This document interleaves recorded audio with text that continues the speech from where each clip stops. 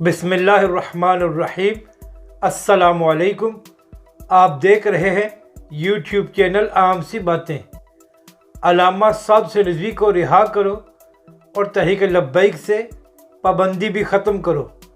समी इब्राहिम साहब एक बार फिर मैदान में आ गए हैं और उन्होंने तहरीक लब्बैक के लिए आवाज़ को बुलंद किया है। इस वीडियो में हम इसी के मुतालिक बात करेंगे, मगर इससे पहले अगर आपने अभी तक हमारे इस चैनल को सब्सक्राइब नहीं किया तो सब्सक्राइब कर लें ताकि आप हमारी मज़ीद वीडियोज़ को भी देख सकें।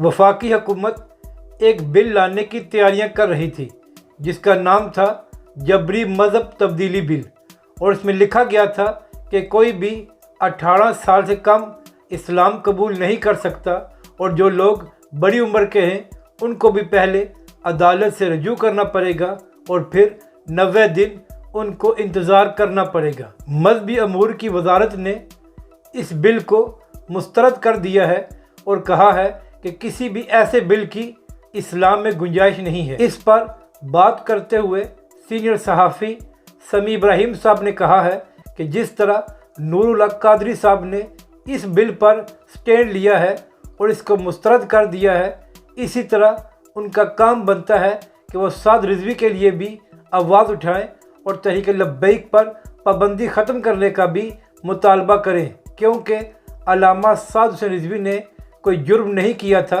बल्कि नामूस रसालत की बात की थी और इसी वजह से उनको पाबंद सलासल किया गया है।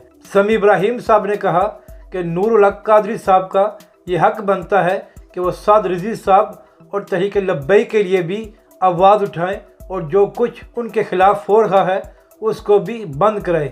यहाँ पर समी इब्राहिम साहब को भी खराज तहसीन पेश करना चाहिए कि जहाँ पर बड़े बड़े नाम निहाल सहाफ़ी चुप करके बैठे हैं, मगर समी इब्राहिम साहब हमेशा हक़ की बात करते हैं और तहरीक लब्बैक के लिए आवाज़ भी उठाते हैं। अपनी राय का ज़रूर इजहार करें कि आपको ये वीडियो कैसी लगी और हमारे चैनल को भी सब्सक्राइब करें।